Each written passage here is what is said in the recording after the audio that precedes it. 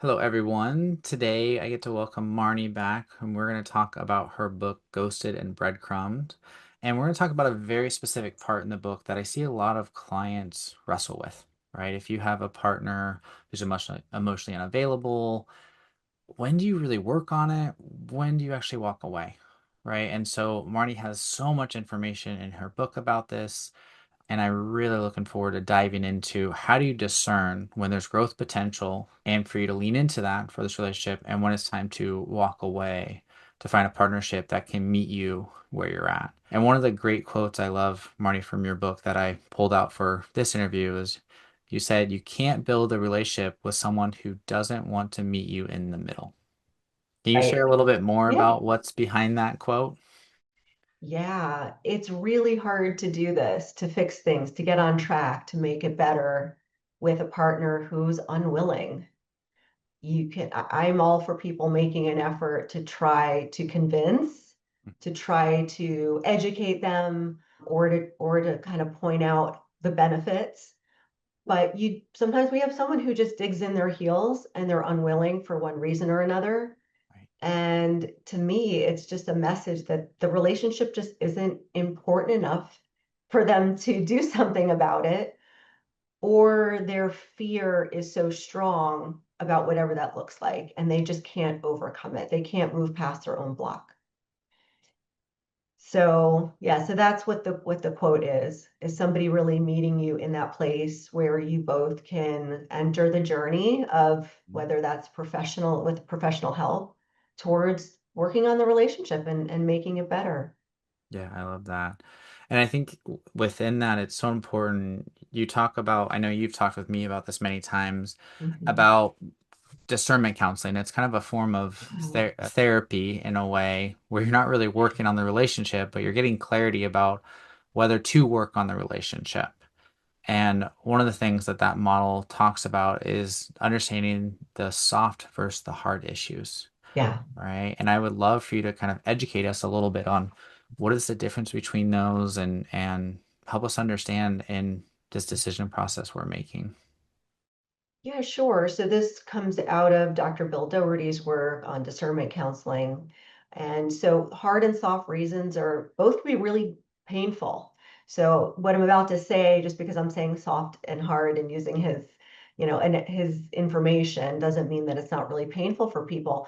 But Right. soft issues are usually much more fixable. There are things like poor communication, emotional disconnection, repetitive conflict and those patterns that people get into that people are generally able to improve if they both decide to work on them. And so hard issues are more about core differences, value differences, things like chronic dishonesty, addiction, cheating, abuse, or ongoing emotional unavailability without any effort to work on it or fix it. So, or there's intimacy blocks, but again, one person at least is completely unwilling to work on it. And so, discernment counseling is certainly a process to help couples figure out what might be happening before they actually decide, are they going to commit to the therapy or they're going to go their separate ways. So, a professional can certainly guide people to figure out, are these more the soft reasons or are these really hard reasons? Or will this make therapy very out of balance? If you have one person who is clean and sober and you have somebody else that has a major addiction issues, the therapy isn't going to look balanced, right? That one person who has that issue within them usually has to have a personal agenda for change and to work on that problem. And have support as they're navigating that. And I think the biggest part is their willingness to Yes, work the on it, willingness. right? And so I think that's Mhm. the part is the big piece, and you talk about this in your book when you talk about being with a married man and some of the other individuals that were in those relational dynamics Mhm. and being like, oh, well, he's gonna leave his wife, he's gonna do this, and yet it doesn't change, right? And they end up Right. wasting a long time waiting for something that doesn't happen. Or, for example, someone says they're going to be doing something, oh, I'm going to work on the addiction, I'm going to do that, but months Mm-hmm. pass Mm-hmm. where there's no action taken, Right. right? If And there's so, no action, you have your answer. right. You know, that is code for I'm not willing to work on it. And I think that's one of the greatest things. You've said that to me, when we're kind of working with clients of like, okay, no answer or no action is the answer, right? Right. That's actually the Yes. information, right? They might say they're going to do it, but what their behavior is showing, Yeah. if there's an incongruence between their words and their behavior, you got to focus on the behavior, Completely. 100%. right? And so Yeah. I think another thing I really want people to learn, especially from you, is what are the signs a partner is willing to do the work?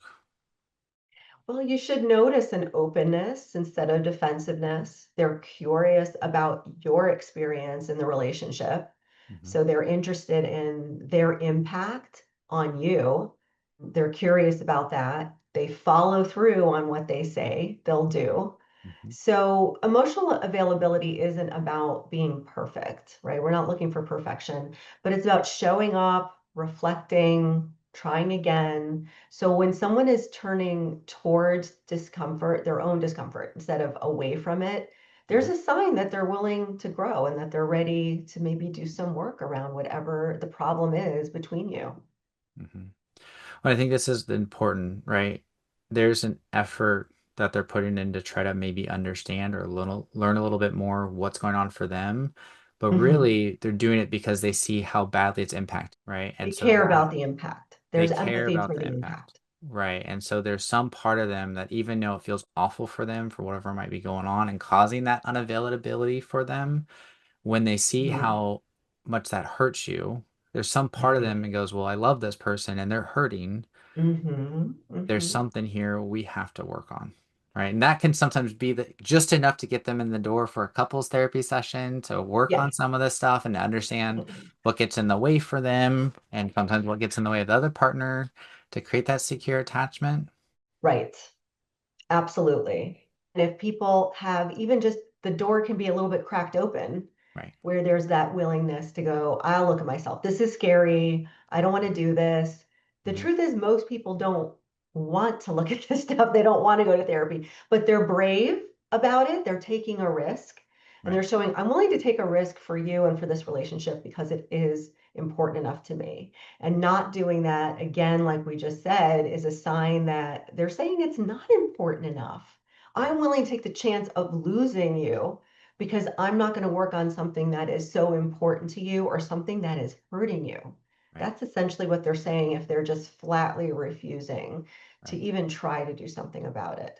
And I think this is interesting. One of the things that I can see that can get some individuals hung up on is their partner's like, well, I don't want to do couples therapy. I'm just going to do it. I'm going to work on it myself. I'm going to Yeah, work on it. I'm going to read the books. I'm going to do this stuff. which can be And more dangerous for the relationship. So, right, because they're doing it in isolation yeah, and they're not actually working in partnership. So it's actually keeping the same kind of pattern going because it's not, oh, let's work on this together. Let's figure this out. It's no, I'm going to go take myself away from you and go try to figure out right, what is going on with me, what's actually also going on with you. And then maybe that'll fix it and it'll come back. But the problem is that can happen 7, 10, 15 years and generally right, nothing changes. Even if the person's saying, "Oh, I'm going to go do this to change us. I love us. I care about us." right.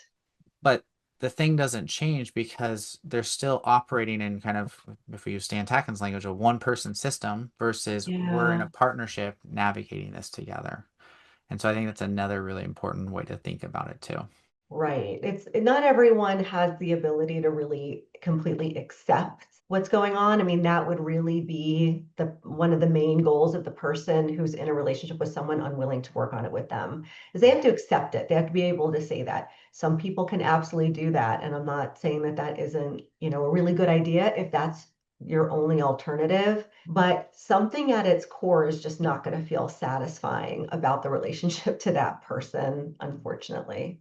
So let's say a partner is willing to work on it. What does, you talk a little bit about this, about earn secure attachment. Mhm, mhm. What does that look like in Yeah. real time? Yeah. So for someone who didn't start off in a securely attached type of situation in their earlier years, they can learn to feel safety and closeness through in a few ways, through self-awareness, having healing relationships. So in real time, it looks like that person is able to self-soothe, they're able to communicate their needs directly, they're able to stay grounded when conflict arises. So that person can still feel triggered, but instead of reacting from fear, Mhm. you're responding with more balance and more trust in the connection. And so sometimes people who both in a relationship had insecure attachment, they have to learn to do this together. And that's where attachment-based couples therapy, such as emotionally focused couples therapy, can be really helpful. Mhm. So that's the concept of earning the security. So you're earning it later in life Mhm. through certainly your romantic relationships, sometimes through therapy, sometimes through being a parent yourself, sometimes through friendship. So there's multiple ways to kind of help you feel more safe and secure relating to other people. Right. And I think the big difference is you learn to do less of these protective behaviors, such as getting Hmm. angry and critical or just shutting down, and learn Right. to talk a little bit more about kind of more of these primary emotions, the fears, the worries that come up in a way that invites your partner to care about that, right? It's very different if I go to you and say, well, you never care about me, you just do this and do that. Hmm. You're going to Hmm. want to defend yourself and you're going to want to prove to me how much you do care with giving me a resume of all the things you do. And the very Yeah, thing I'm bringing to you isn't going to get connected with. Right. right. And so understanding, right, how do we Hmm. talk about this that lets the care we have for each other come alive? And that's really what Right. emotionally focused couples therapy is so powerful in doing. Right. Absolutely. It's being able to shed the protections, like you Mhm. said. Right. Protections meaning things that you do to protect yourself that you might have learned when you were much younger because you had to do it. For Right. example, shutting down or escalating or those types of things. But you're learning new ways to do it and new ways to engage. And so couples therapy really helps shift the dynamics, shift the bond, help you find that pathway to being really secure with a romantic partner. Mhm. I think what we're talking about right here, right now is this is how therapy can help, right? Is it's so hard when, and your book is such a great resource as well. It's so hard when we're kind of stuck in the picture for us to really see the patterns and have Hmm. that outside party. Right? This is what we do as EFT therapists Yeah, what we do every day. Yes. every day is we zoom out and we see the patterns, we see the dynamic, and we help the couple Hmm. see what's happening between them, within them, and between them, so that they can do it differently, Right. right? And so I think you and I have kind of answered that a little bit. I think Yeah. another part that I'm curious about is if we do the therapy route, or the partner stops after 3 sessions, when is it time to start to let go? Do I keep asking to go back to couples therapy? Do I try to find a new Mhm. therapist? What is it? When do I Yeah. know? Yeah. These are really, really hard questions. And of course, it's very individual, right, to the couple. But speaking generally, we know that couples therapy can be so powerful when those two people have motivation and desire to really understand and change the patterns. But if one partner consistently refuses to engage or denies there's a problem or won't take accountability, we know that therapy can't move forward or it just won't be successful. So sometimes letting go becomes the healthiest option. Right. When staying continually means abandoning yourself to keep that relationship alive, that's probably, quite possibly the time to let go. And I know, again, when people are married and they've made that commitment and there's kids and those types of things, I strongly recommend, pushing pause and really getting some guidance and some clarity before making those decisions. So even when I say in a general way, time to let go, time to move on, it's a really difficult and very personalized decision for everybody. It is. And so in the book, I created a concept that I call Get Smart. Mhm. And that's just an acronym to kind of help remember all of these things. And it's like a practical framework for tolerating the pain of a breakup and beginning to heal. Okay. So we know that the time that someone's breaking up or ending a relationship is often what gets people into treatments or therapy, even when they never have. Okay. So this is one of the hardest, most difficult situations to go through, right? When you're breaking up with somebody. So when somebody is leaving a relationship, I certainly don't want them to just find a duplicate of that partner down the line, right? Otherwise, was it worth it? Why'd you even end that relationship if you're just going to end up with somebody very similar? Mhm. So I want people to really think about their goal. So that's the G, right? That they're setting a relationship goal for themselves, that they're really seriously outlining what they want in a partner. They're managing their emotions. So the E is emotion management, whether that means self-soothing and regulating, learning mindfulness techniques, whatever it is, they're figuring out how to manage sadness, loneliness, grief, all those things that are going to come about when a relationship's ending. I also want people to learn about attachment, right? We have really good information and resources about attachment, and connecting those dots to your early patterns, I think is going to be really helpful. Reaching out for help. So, getting some guidance, getting an outside professional to help you with this, I think is crucial during this time. And then behavioral transformation, Right. what's going to happen from that start to the end to give you a transforming experience so that you're not going to make these same mistakes. And so the overarching goal is to help people face the discomfort of the Mhm. heartbreak and Mhm. to have the self-awareness, realizing their resiliency, because usually it's in everybody. They have strengths and resiliency to get them through that I think people don't realize. And transforming that pain into personal growth, again, rather than slipping back into unhealthy relationship dynamics. I love this, and I think this is so important. And this is what, is a question we might ask when we're seeing couples for discernment counseling. We might ask the individual, right, if you left this relationship, what would you be carrying into the next one, right? Mhm. Because if you don't address Right. some of that stuff, Mhm. the pattern's just going to repeat. It's just going to be a new face. Right. And Yes. that's what is problematic. And that's, Yes. you talk about breakups, that's what gets us to therapy. That's what Yeah. got me into this whole space in the first place, right? It's just Yes. get like A lot of us. why did I get into this The place? Why did I get in why. these patterns? Why do I show up this way? Why do I feel this way? Yes. Right. And that drove me into the therapy to learn about this. But this Hmm. model of Get Smart, I think really helps paint a roadmap for how do I grow as an Right. individual and recruit resources, whether that's therapists, friends, or other people to help me stay in that growing path, to take the thing that hurts so I don't repeat the same patterns Mhm. and I can Yes. have a more secure relationship. Right. I mean, that's what's painful is you go from one Yes. breakup with an unavailable partner, and then you're in another relationship that feels really good, and then all of a sudden they become Right. unavailable. And it's like, what's going on? Right. Why is my picker off? Right? Or they're choosing somebody else because that's part of regulating the pain and regulating loneliness.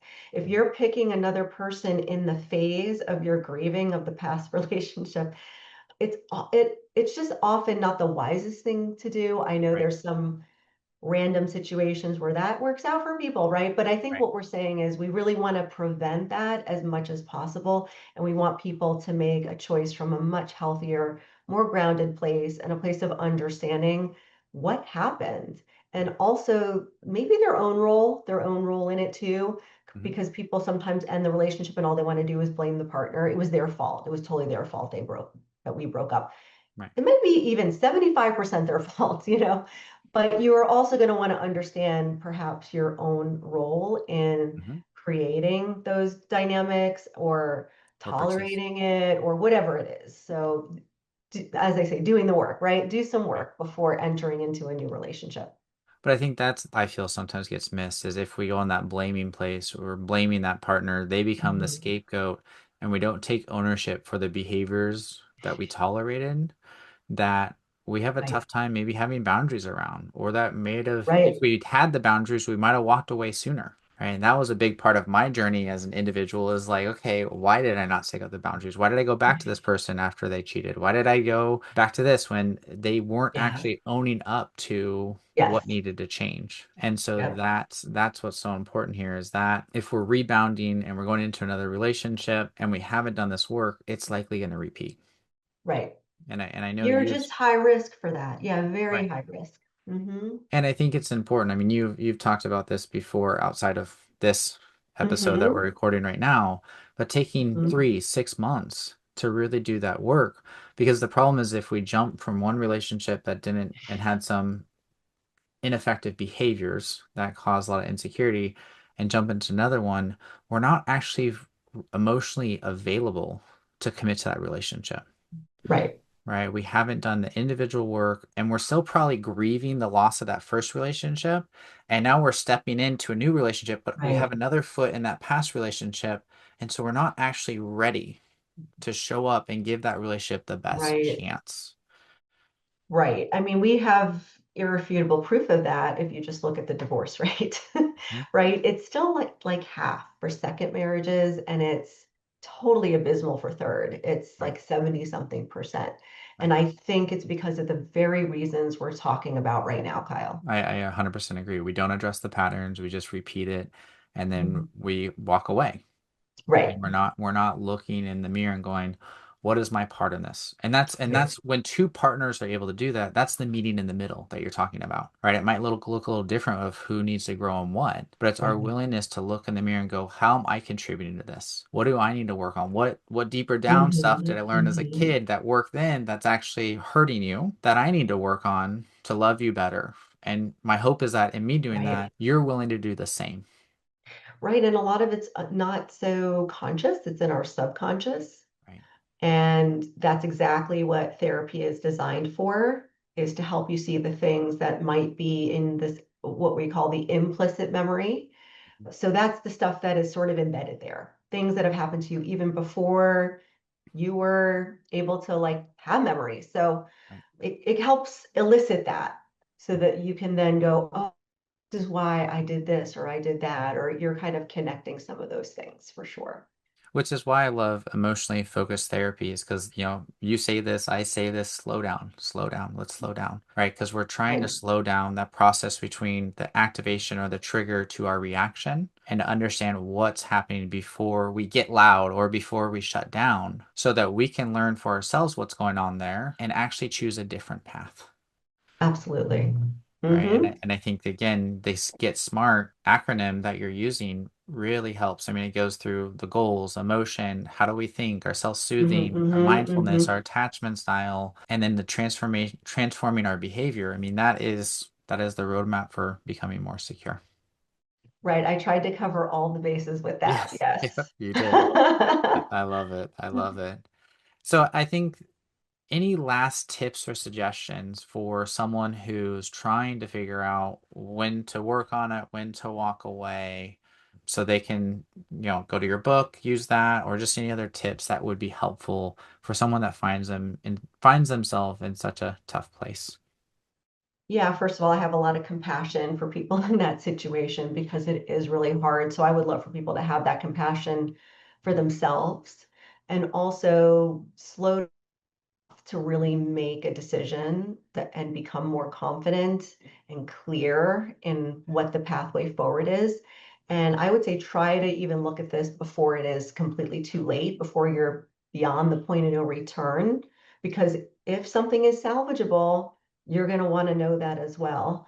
Right. So sorting through it, I think, with somebody who has skills in this area, whether it is discernment counseling or a couples therapist or even just a systemic, someone who understands systems. A lot of therapists do understand it, but you'll want someone who has special training in that. This way, they're knowing how the parts influence each other, how the relationships function or don't function. They'll just have a better sense of that. So that's what I would want people to know, that they're in a tough predicament and to really take their time so that they can be clear about what the next step is for them. Yeah, I love that. And I think there's an important part I want to highlight that you're saying right now is if you're going to a therapist who doesn't have a systemic understanding, yes, they can be helpful, but what research shows is they'll align with your narrative and not be Mhm. mindful of this is your experience and your perception of your partner. And what that leads to is more divorces and more breakups because Right, they're not holding that right, systemic of like, okay, what is going right, on for you that's actually contributing to what's going on for your partner. And so right, that's something to be right. really mindful of that Doherty did some really good research on as well. Yeah, yes. Yeah, So, you don't just want somebody who just confirms your narrative because that's not getting the big picture. They're not zooming out on that enough, and that won't be helpful to you. It will mm, just reconfirm that how you're handling things or everything you did was just fine, and you don't want that. You need to be challenged. So part of therapy is holding up the mirror as well as validating and holding space for your pain and what you're going through in your experience, but you're going to need the mirror held up once in a while too. So you've got to have a therapist who's strong enough to do that and who has the right training to know how to do that. yeah, I love that. These are such helpful tips. Again, right? Discerning soft versus hard issues, how to discern Mhm. how well your partner's willingness and your own willingness to work on the relationship. And if you do end a relationship, using that Get Smart acronym to heal and grow so your next relationship is secure. So thank you again, Marnie, for everything. We You're appreciate you. welcome. My pleasure.